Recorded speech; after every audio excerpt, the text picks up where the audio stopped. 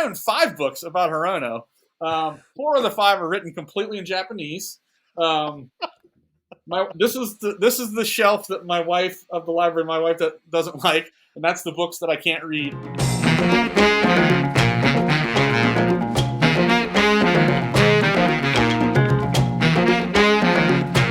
Hey everybody, welcome back to Office Hours, presented by Holderness and Bourne. I'm your host, Michael Wolf. I'm joined in the class today by one DJ Pyhowski.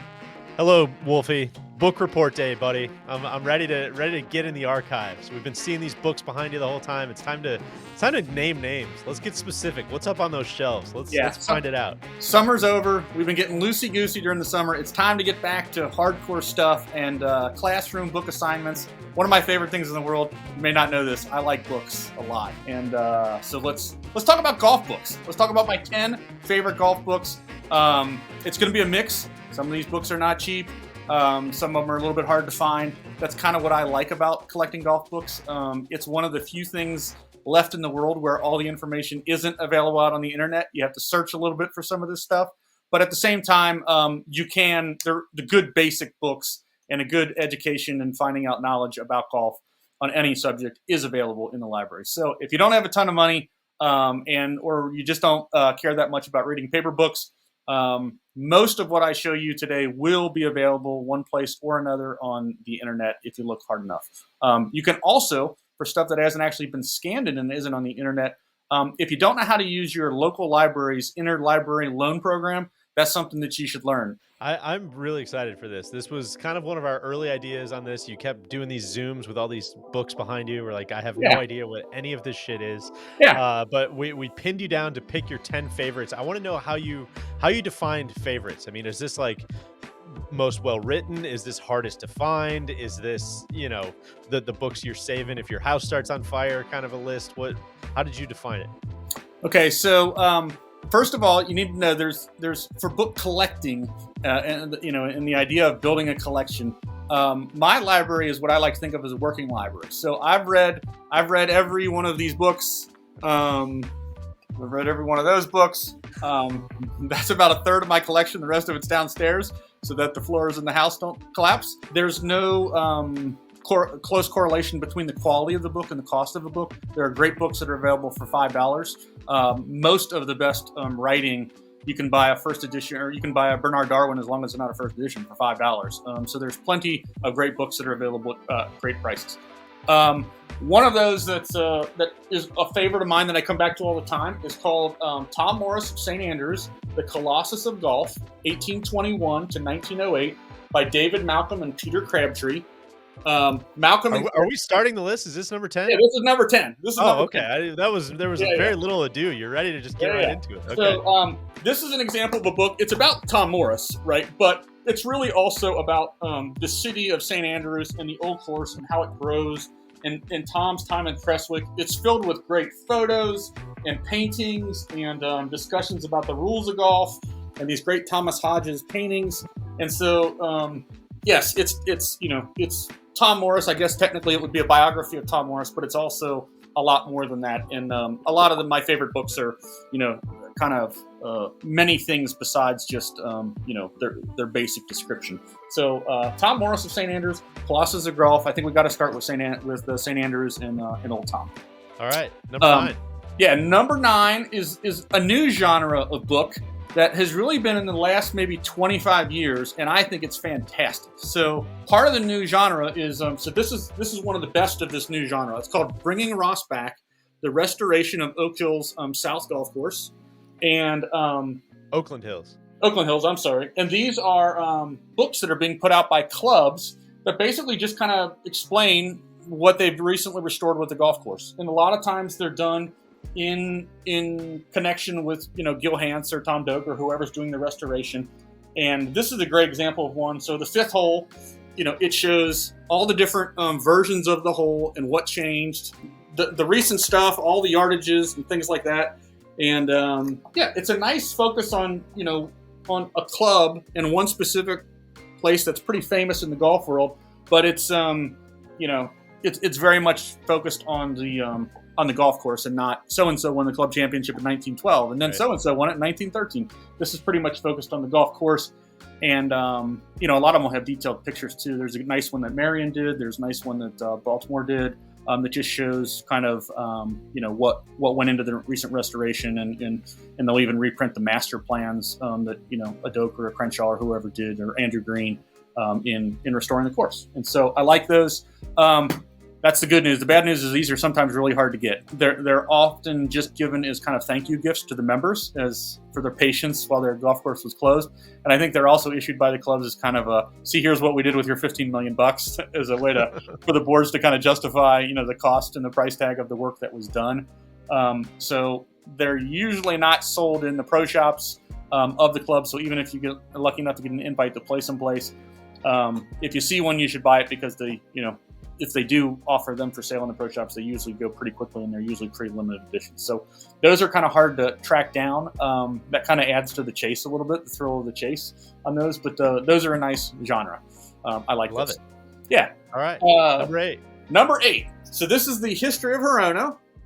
Man. I own 5 books about Herona. 4 of the 5 are written completely in Japanese. This is the shelf that my wife that doesn't like, and that's the books that I can't read. But they've got awesome pictures.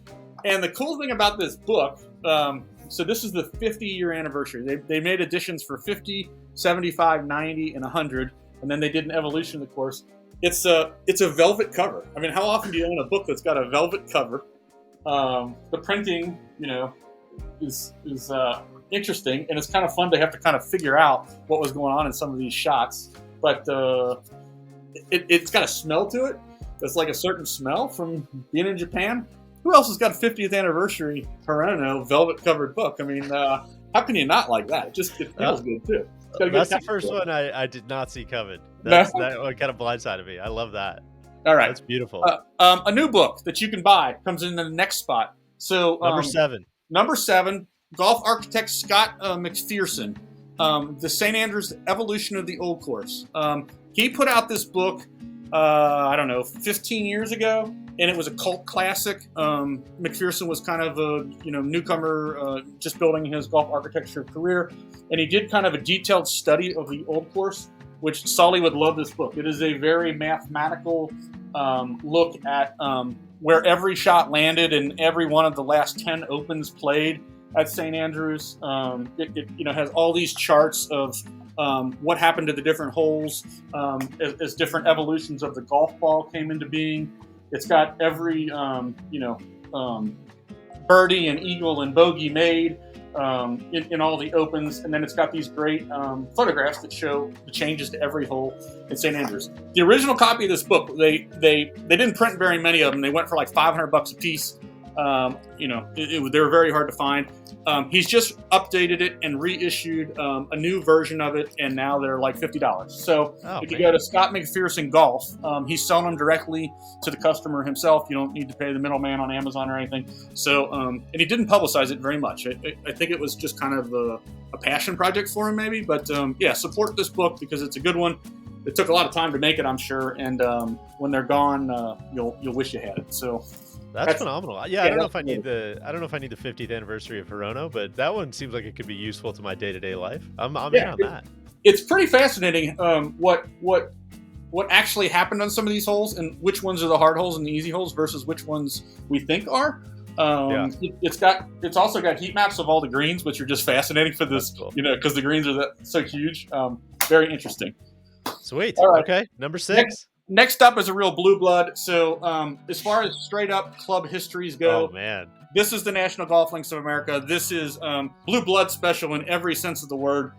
It's done by Anthony Edgeworth's old group. Mr. Edgeworth has passed away, I believe, but he specialized in really high-end, well-produced golf books and really kind of revolutionized the whole idea of luxury. This is a luxury purchase. The photos are just gorgeous, and the graphics. It takes you hole by hole, but it's also got a really well-researched history of the club.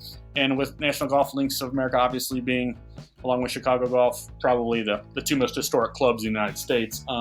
This is a nice one to have. It was only sold at the club. It was expensive. I think it was $200 in the pro shop. You gotta get somebody to buy you one. They do pop up in auctions and in secondary markets from time to time, but this is an expensive one. I also like, this is the first golf book that I saw make widespread use of this like flat photography. So they've got all these great old receipts for like what they paid Seth Rayner to build the course and things like that. And I like how it's presented with that background and this kind of flat, kind of flat look to it. It just it kind of humanizes that these were real guys and this was a real venture. Well, hey, speaking of real ventures, should we talk H&B?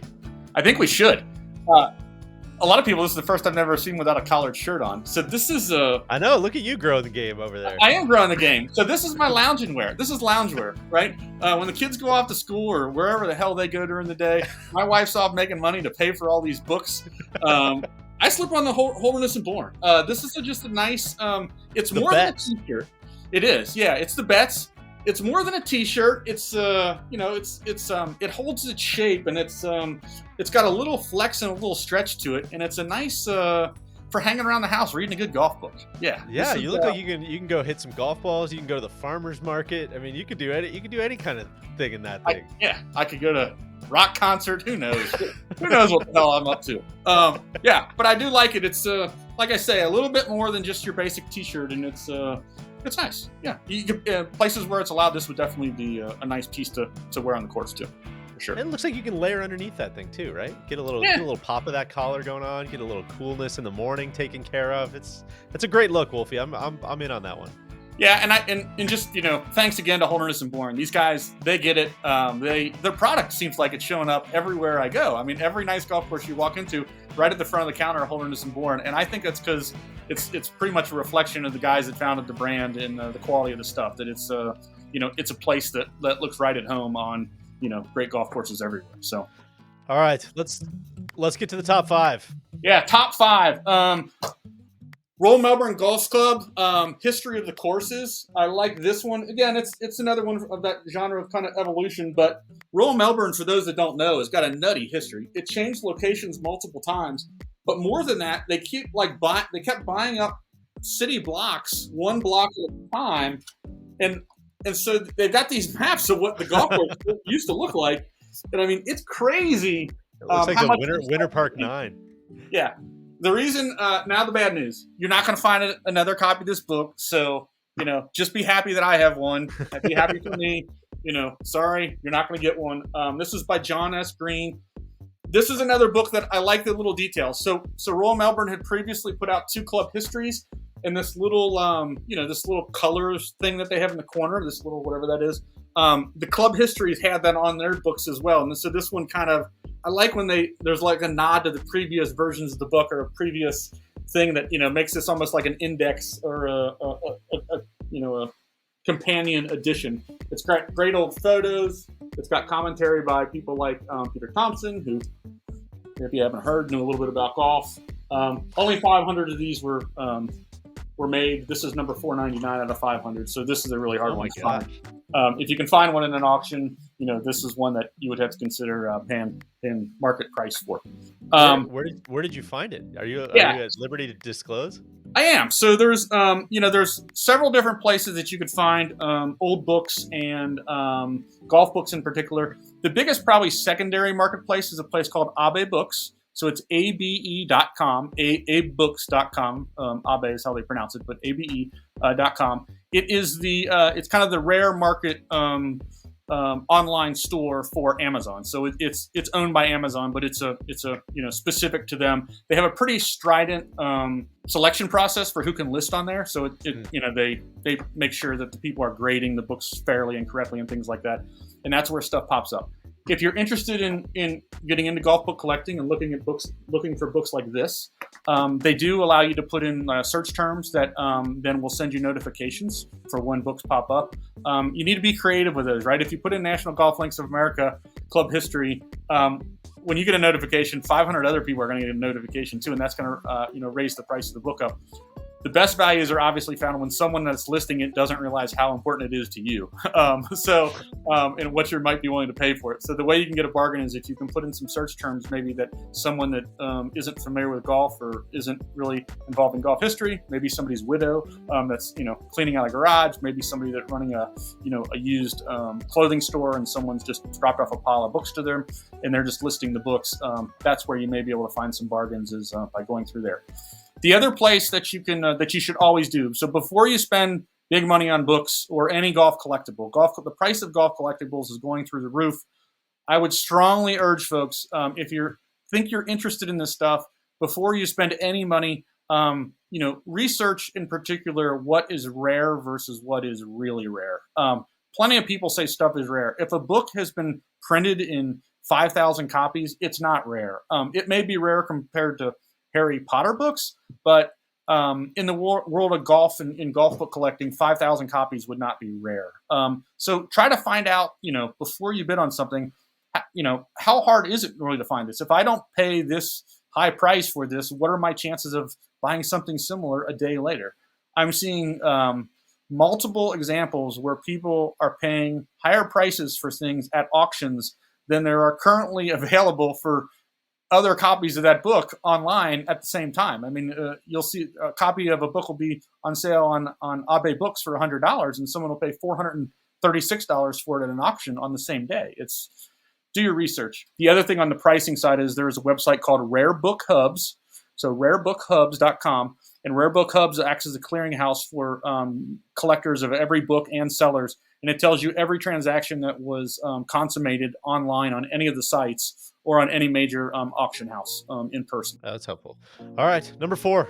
All right, we've gone on long enough without talking about the master, Bernard Darwin. Mr. Darwin is the greatest golf writer of all time. He had the good fortune of, it's the grandson, by the way, of Charles Darwin. He had the great fortune of living at a time when, people got their information about about golf and golf news through the newspaper mostly. He wrote for the London Times for decades.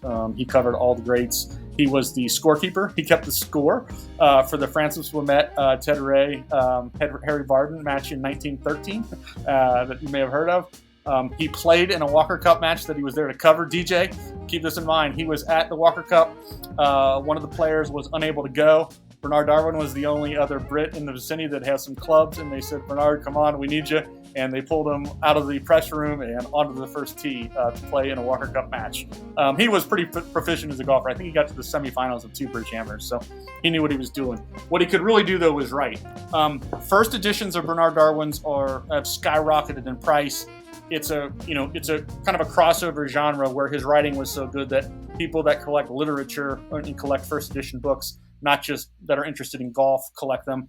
Plus, those of us that like golf books collect them. And so the prices for first edition Darwins, especially if they're signed, or go into the thousands of dollars. The good news, there's plenty of Darwin books like this one for $5.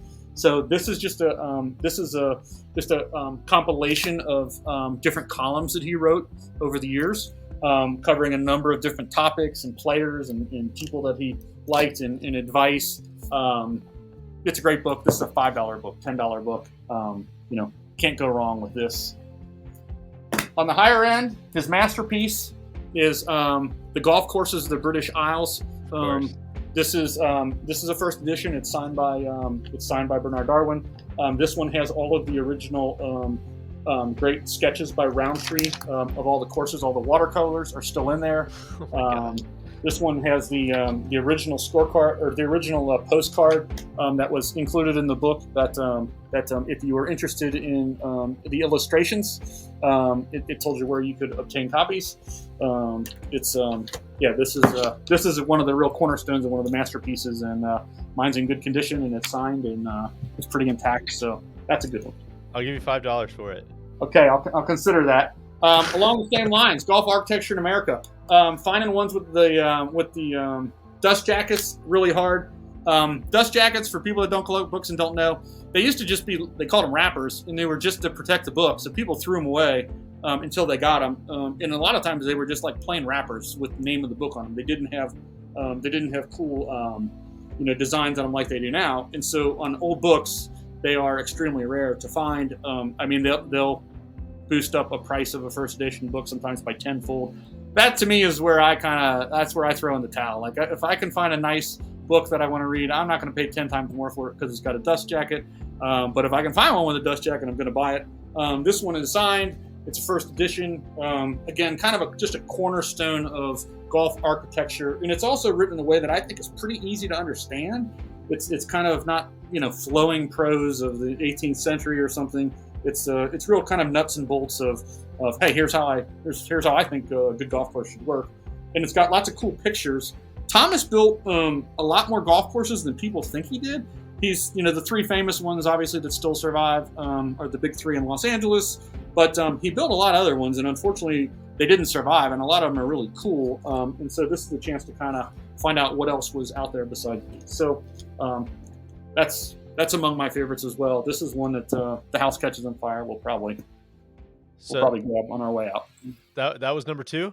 That was number 2. Are we down to the granddaddy, number 1? I think we're down to the granddaddy, number 1, yeah. So the final is Tom Doak's Confidential Guide for Golf. What an honor. What an honor. It's a working book for me, right? It's a how-to.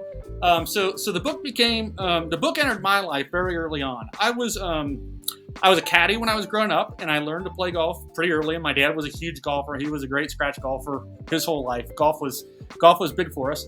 I contracted Crohn's disease when I was young, and I couldn't play golf for a number of years. And a nice gentleman to give me something to do because I couldn't play golf, but he knew I liked golf. He gave me a copy of the original Tom Doak's Confidential Guide to Golf, which is right there. So we're not selling this one either, and this one will run out of the building with if it catches on fire. So this is the original copy, but and this is 4 figures to buy that. But plenty of editions are available. You can get his new ones, which are here. These are about $100 a piece, and it covers 5 different regions of the world. He's issued 4 of the 5, but if you're looking for a present for somebody, or you just want to spend $100, this is a previous edition, the yellow edition I call it, and it covers every major golf course in the world for $100. And so just to people have probably heard this book referenced a lot, but just to spell out what's actually in there, it's it's just a list of pretty much every golf course you can think of with a little blurb on what he thought of each one. Yeah, it's every golf course in the world that has, anywhere from 1 paragraph to a half a page telling why he likes or doesn't like a book. And then he simply rates it on a scale of 1 to 10. The Doak scale. The Doak scale, 1 to 10. What was fairly ingenious about the book, first of all, it was pretty brave because at the time, nobody was rating golf courses and saying they liked them or disliked them, especially a fellow architect. That was considered kind of foreboding. But the scale is also, it's a sliding scale. So there are only, I believe in the original one, there were only 14 courses in the whole world that were ranked 10s.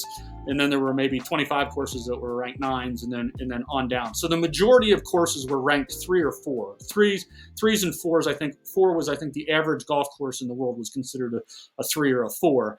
And so by the time you get up to the 8s, 9s, 10s, it was a way to, any course that was above 6 was considered worth your time to see. It was really written with the idea of when you're planning a golf trip, trying to choose a place in the world to go, where can I find a collection of courses that are really worth seeing? And is this one particular golf course I'm considering seeing worth adding another night onto my trip? For me, that was very useful. I feel like I know which golf courses close to my house are good or bad. I don't need Tom Doak to tell me that. But if I'm planning a golf trip to Argentina or to Northern Ireland, I want to know, hey, should I play this course and this course and this course, or is it worth spending an extra day away from my family and spending an extra $400 or $500 for a hotel and the rental car for an extra night and the greens fee to add another course on? And so the other thing is, I think it's fun. I think it's one of those books you can't take it too serious. I don't agree with all of his rankings. Nobody does. Everybody thinks their own home course should be ranked higher than it is. But it's just, I think it's interesting and it's useful. And like I say, for me, it's a great starting point. It's not the end all and the be all. You should not play a golf course because Tom Doak didn't think highly of it, and you don't have to like a golf course just because Tom Doak does. But I think the Confidential book, at least for my purposes and the way I enjoy the sport of golf and the lifestyle of golf. That is a good fit for me. It's been involved in my life very early on as a teenager, and it's the book that really over the last it's been almost 40 years, 35 years that I go back to probably almost once a day to look something up or to check on something, and I just find it extremely useful, and I've enjoyed it. It's brought me a lot of entertainment over the years. So. Well, thank you for organizing all that. That's a hell of a trip through the bookshelves there. I gotta ask, any white whales out there that are things you're looking to add? Well, one of the fun things about collecting is that there's always new white whales, particularly. So we're entering kind of the golden age of golf books in the United States for club histories. A lot of clubs are turning 100, and that is typically a lot of really good courses are turning 100, and so that's typically when they will put out a book to kind of commemorate that feat. Wingfoot has a book coming out. Cypress Point has a newer book that's being worked on, I think. Olympic Club. Even a knucklehead like myself has recently written a book. This is for Metairie Country Club. Yeah, my first book. Congratulations. So they were their 100th anniversary was in 2022. As you can see right there, because I very cleverly titled it. There's lots of stuff coming up like that. One that has slipped through my grasp, DJ, you've probably never heard of it. I'm sure you've never even seen a copy of this book. So it was a book created by Dick Youngscap. It's on the evolution of Sand Hills. Sand Hills obviously is a real cornerstone golf course in American golf architecture history. He only gave the books to friends and employees that were involved in the club early on and new members of the club. I've seen copies of the book. I know some gentlemen who have touched copies of the book, but it's one of those things. Don't even think about it, DJ, because you're never even going to see a copy of this book. Oh, I felt so bad. Wolfie found out I was going to Sand Hills. He sent me a 2,000-word text message. Here's the book you need to look for. It could possibly be in this room, or this room.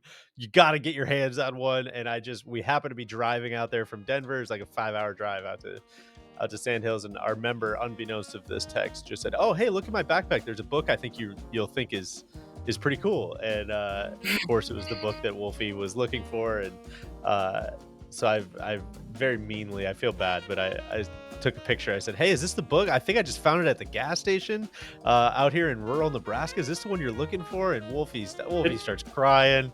He starts thanking me, doing all these things. I'm like, "Oh no, okay, we can't let this go on too long. I'm just fucking with you." He said that was the first book he would leave his burning house with as well. So there's no chance you're getting that one. That was painful. That was a painful moment in my life, DJ. So thanks for that. On one more serious note, the largest collection of golf books in the world, and also great research library, USGA Museum. You can call the USGA Museum. You can find the number on their website if you have a question or you want a copy of something from one of the books. If you want to look something up, if you just want to see what one of the books looks like, they will scan a page for you or pages or look something up for you for an answer. It's an underrated resource. USGA Museum is an organization full of great people, and they do a great job, and it's free, and it's part of your membership to the USGA. So I would strongly urge everybody to, if you ever need help with something, USGA is a great resource, and the ladies that work down in the library are first-class people. Awesome. This was fantastic, man. Thank you for putting this together. I really enjoyed this. Is it over? Because I got like 6 hours more stuff. It's over. No, I'll tell you what. I'm going to drop out. You keep going if you want to. Okay. If you want to go. Sure. Anybody wants to know more, just stop by the house. Come on over. Love to have you. My wife loves me inviting people to come see the books and talk about them. So you're always welcome. Open door here. Wolfie, thanks, man. Thanks, everybody. Enjoyed it.